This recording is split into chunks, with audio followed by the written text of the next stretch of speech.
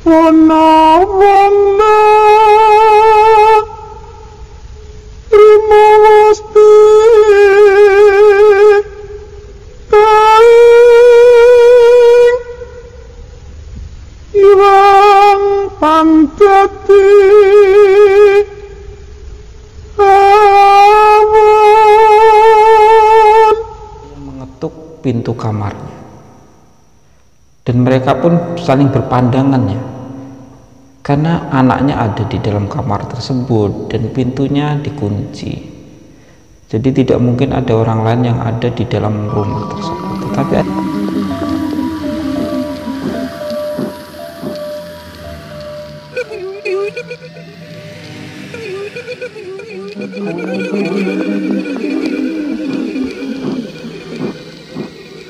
A'udzubillah. Assalamualaikum warahmatullahi wabarakatuh. Sebelum memulai cerita, saya ingin mengucapkan terima kasih kepada teman-teman yang telah mau mengunjungi channel kami yang sederhana ini. Semoga terhibur, semoga mendapatkan manfaat, dan saya ucapkan selamat datang. Saya juga ingin mengucapkan terima kasih kepada teman-teman yang telah mau mensubscribe, memberikan like, berkomentar, atau bahkan men-share cerita-cerita yang saya bagikan. Langsung ke cerita. Cerita yang ingin saya ceritakan kali ini adalah cerita yang terjadi pada Roni. Roni ini orang Jogja ya. Jadi cerita ini diceritakan oleh subscriber dan dialami oleh orang Jogja tersebut, namanya Roni. Suatu ketika Roni ini mengendarai mobilnya di suatu malam ya. Jadi karena ketika itu dia pulangnya kemalaman dan ada suatu pekerjaan di luar kota,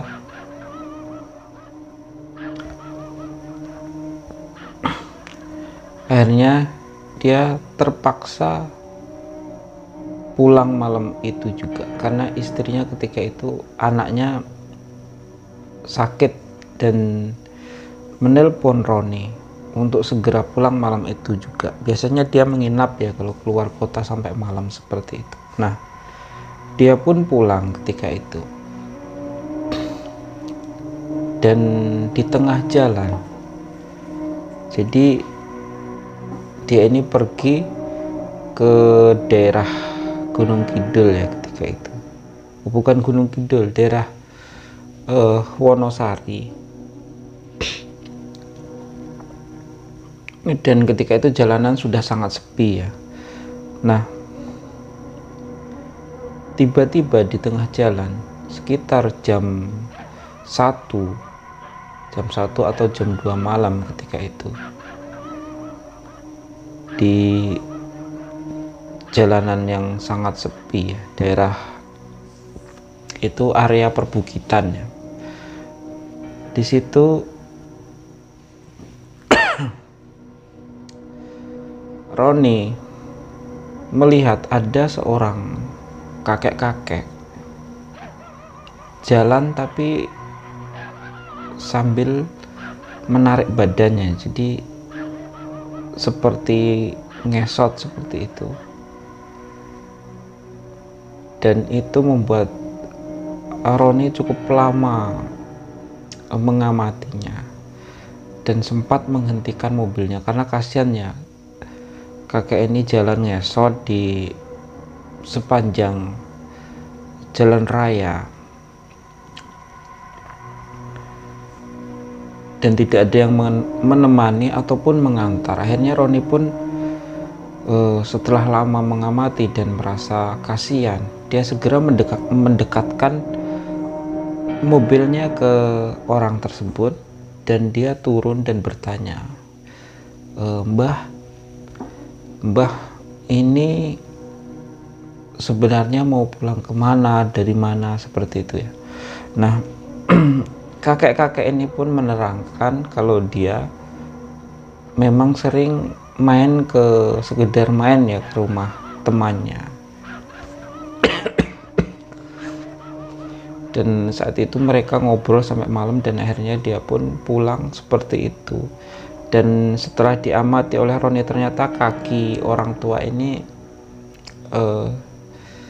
cacat ya. Jadi bukan cacat fisik, tapi cacat karena ada penyakit di situ, seperti banyak boroknya ya, atau apalah, yang jelas sejenis luka, sehingga dia tidak, luka ini terus menerus muncul sehingga dia tidak bisa berjalan dengan normal dan harus menyeret kakinya. Dan Roni pun menawarkan untuk mengantarkan dia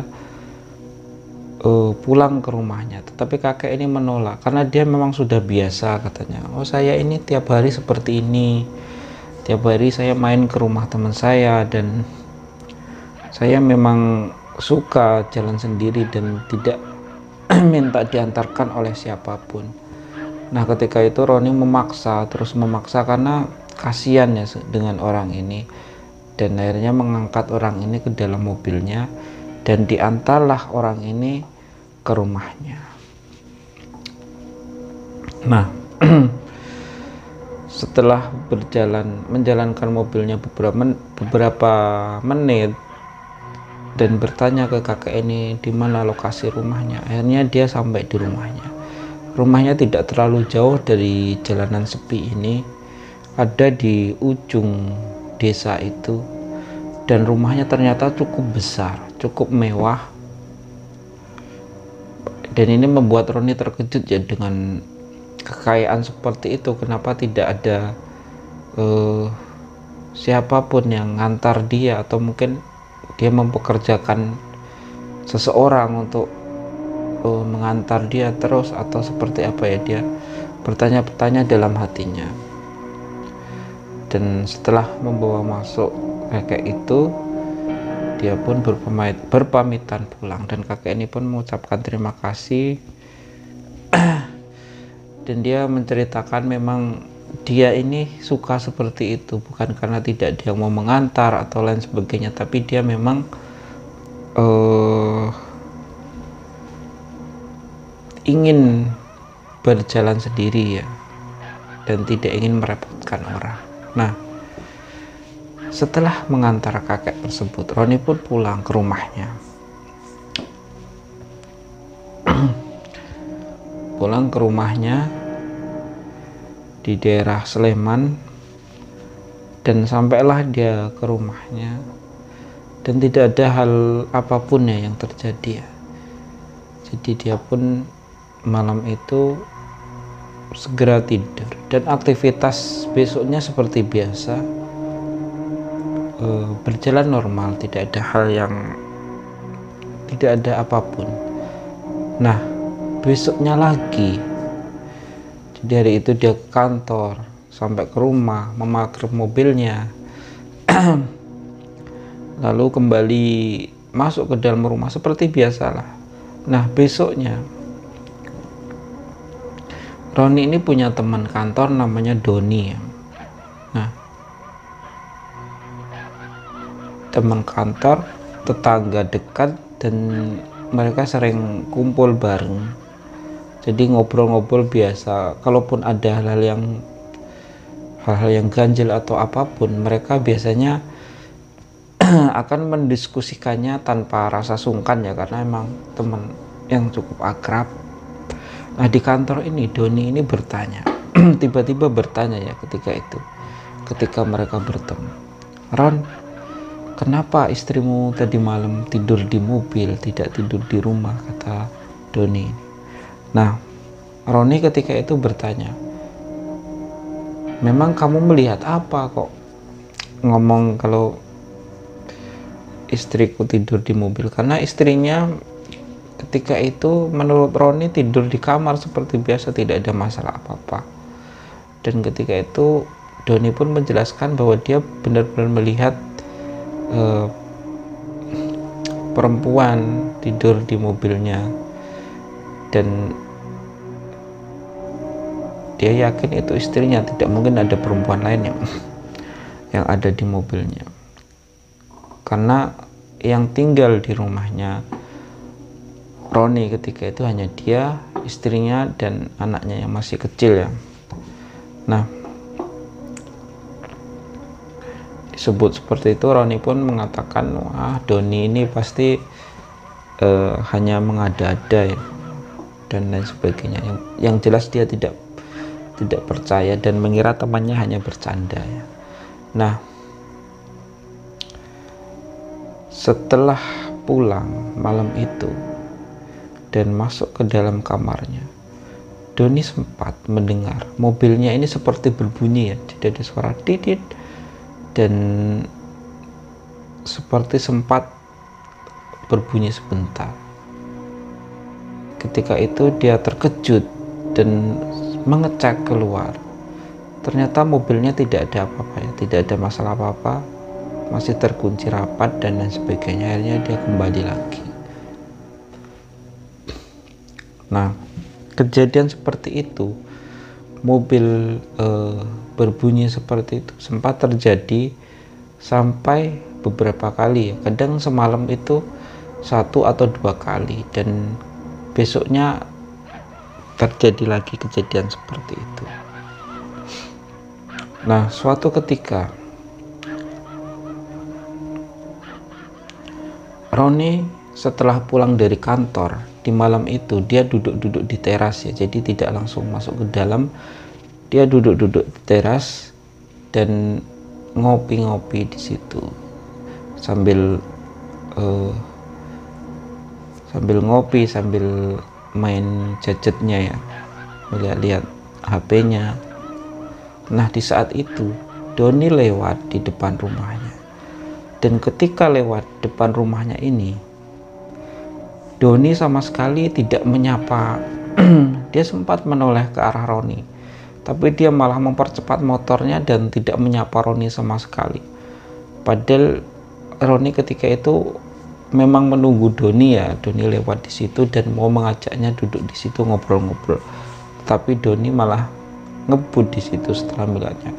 Roni pun meneriakinya ya, dan manggil-manggilnya dan meneriakinya. Wah, sombong kamu Don, kata Roni ketika itu.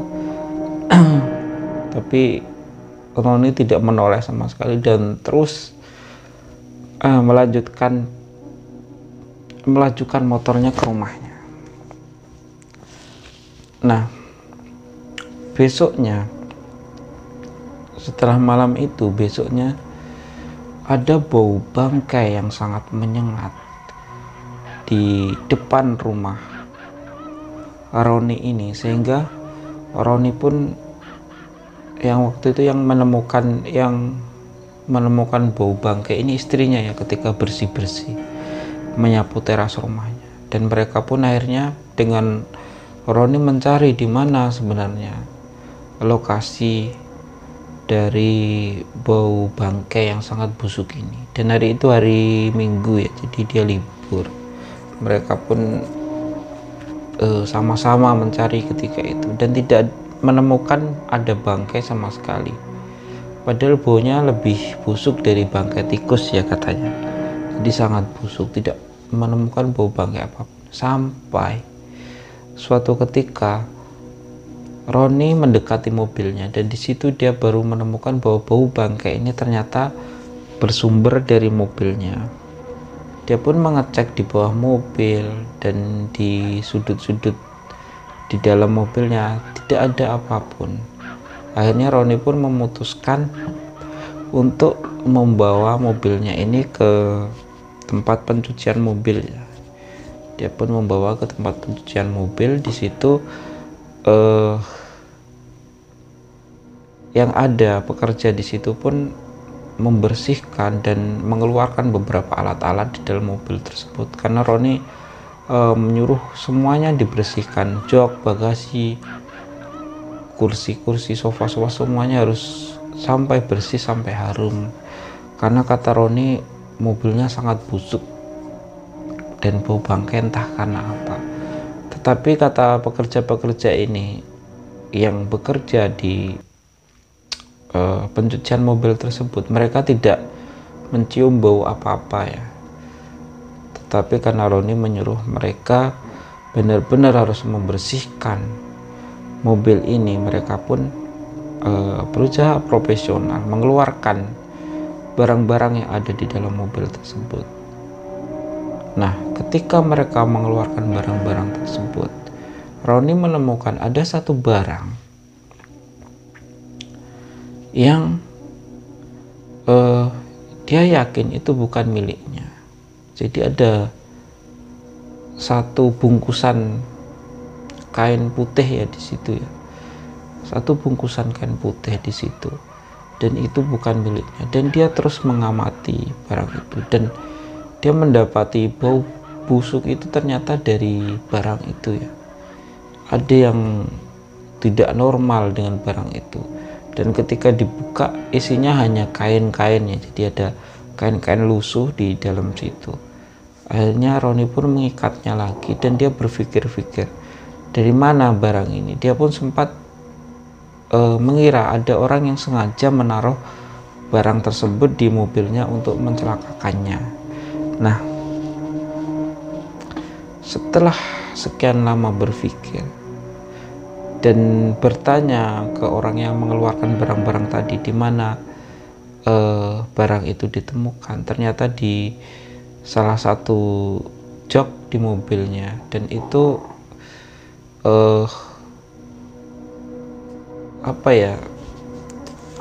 tersisip di dalam sofanya sehingga tidak terlihat jelas ya, sehingga Roni tidak menyadari. Nah, akhirnya ketika dia berpikir-pikir dengan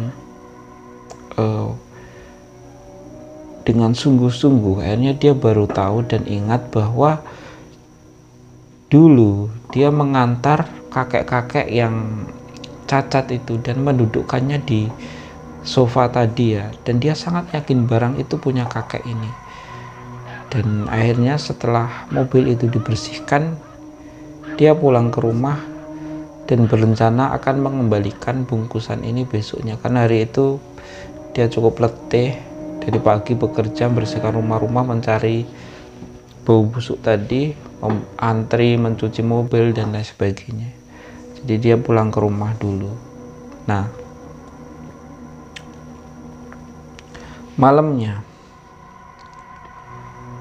dia kembali mendengar mobilnya berbunyi ya, seperti ada yang menyalakan. Dan kali itu agak lama, jadi ada suara mobilnya ini bunyi titit, lalu menyala dan lumayan lama. Akhirnya Roni pun karena saking penasarannya, dia pun mengintip ya, karena dia mulai berpikir ada banyak keganjilan, kejadian-kejadian aneh setelah yang terkait dengan buntelan yang ditinggal di mobil tersebut ya. Jadi dia pun mengintip antara rasa penasaran dan rasa ingin menyelidiki. Dia tidak langsung keluar dan mengecek mobilnya, tapi mengintip dari korden, dari tirai depan di ruang tamunya. Nah, ketika dia mengintip dari situ, dia sangat terkejut.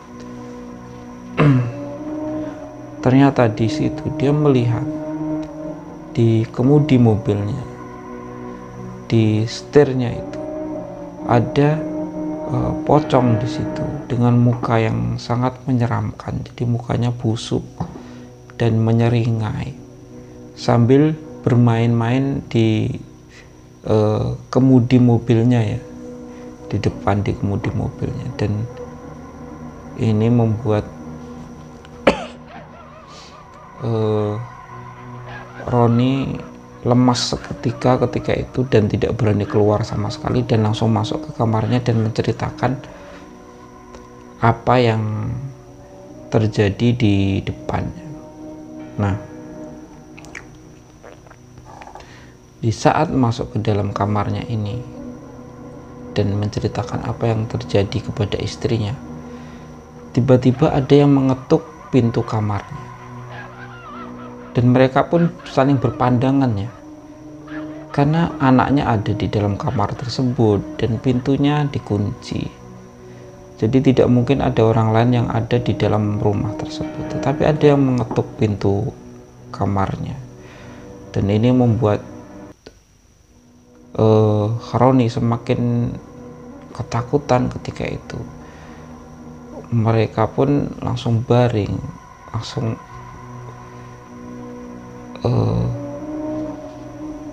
tidak berani keluar sama sekali, hanya diam di situ dan mendengarkan ketukan itu sampai beberapa kali. Hanya beberapa ketukan ya, sekitar tiga ketukan. Nanti berhenti. Beberapa lama kemudian ada suara ketukan lagi seperti itu ya. Sampai malam itu, sampai beberapa kali kejadian itu terjadi. Dan mereka tidak berani mengintip atau keluar sama sekali dan hanya berdiam di situ. Sampai paginya. Setelah pagi, Roni pun baru memberanikan diri keluar bersama istrinya, dan Roni segera berniat mau mengembalikan kain tadi ya, karena banyak sekali keganjilan dan lain sebagainya, dan bahkan sudah sampai ke dalam rumahnya ya sebelumnya. Dia pun segera pagi-pagi itu juga segera mengantarkan segera pergi ke rumah kakek yang dia temui pada malam sebelumnya, dan dia masih ingat jalannya. Dan akhirnya dia pun sampai ke rumah kakek tersebut, dan dia pun mengembalikan buntelan itu tanpa bertanya buntelan ini sebenarnya apa, karena dia tidak ingin terlibat dengan itu ya. Yang jelas dia sangat yakin ini berhubungan dengan hal-hal yang mistis dan lain sebagainya. Bahkan mungkin isinya itu tali pocong atau lain sebagainya ya. Jadi dia tidak mau tahu dan tidak mau peduli dengan hal tersebut. Yang dia inginkan hanyalah benda itu tidak ada lagi di dalam rumahnya. Dan kakek ini pun ketika mendapati Roni datang dan mengembalikan benda itu, dia sangat bersyukur ya, dan sangat terima kasih, dan sempat ingin memberikan Roni uang dan lain sebagainya, tapi Roni ketika itu menolaknya karena dia yakin ada sesuatu, ada apa-apa dengan kakek ini dan barang tersebut, dan mungkin juga dengan kekayaannya. Nah, Roni pun segera pulang ke rumah. Bukan segera ke kantor ya, karena waktu itu sudah mepet jam masuknya kantor, bahkan sudah telat. Tapi Roni izin ketika itu untuk datang telat sampai ke tempat kerjanya. Waktu mereka istirahat, temannya Doni ini bercerita bahwa malam itu ketika dia lewat depan rumah Roni, dia melihat di dalam mobilnya itu ada pocong ya, yang mukanya sangat menyeramkan, dan itu nempel di kaca bagian belakang mobilnya, jadi kelihatan dengan jelas. Maka ketika itu Doni tidak berani menoleh lagi ya, dan langsung pulang karena ketakutan. Dan dia pun menceritakan kemungkinan orang yang dia kira istrinya sebelumnya ketika itu pakai kerudung ya di dalam mobil tersebut di bagian belakang itu. Sebenarnya bukan pakai kerudung, tapi pakai pocong tadi ya, pakai kain mori tadi. Tetapi dia melihatnya kurang jelas ketika itu. Nah, mungkin ini saja ceritanya. Semoga ada hikmahnya. Semoga kita tidak melibatkan diri kita dalam dunia seperti itu ya, dunia mistis, atau mengundang makhluk seperti itu, atau menggunakan benda-benda yang bisa memasukkan kita ke kesirikan atau ke dunia jin, yang di situ sebenarnya akan sangat merugikan kita. Ini cerita dari subscriber meskipun tidak perlu terlalu kita percayai ya, karena kita tidak tahu pembuktiannya dan lain sebagainya. Yang jelas semoga ada manfaat yang bisa kita ambil dari cerita ini. Mungkin ini saja. Wassalamualaikum warahmatullahi wabarakatuh.